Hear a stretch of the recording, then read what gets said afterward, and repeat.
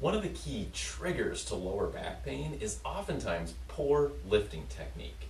Now, one of the causes why we have trouble with lifting is because we decondition our lower back with all the sitting and all the improper movements that we do.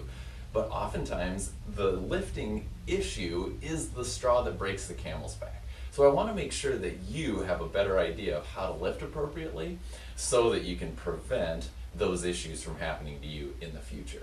Now, we have to maintain a strong lower back if we want to lift appropriately. You've heard the term or the phrase, lift with your legs, right? Not with your back. Well, that doesn't really mean just squat down and lift from there. What that means is you want to keep your torso strong and put your rear end back so that your glutes and your hamstrings are the things that are actually doing the lifting. So if this is my box to lift up, an inappropriate way to do it would be to curve my lower back, get that, and then lift in this manner. Now, a much better way is to keep a real long posture in this mid-torso, line at the ribs, line at the belt, stretch those two lines as far apart as possible.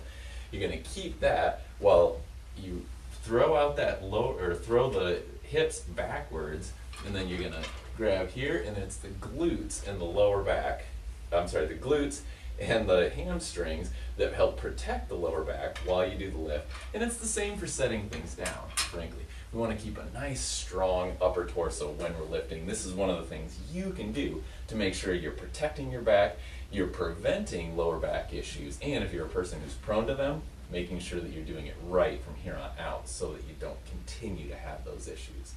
I'm Dr. Grier with Bright Futures Chiropractic. Start lifting right today.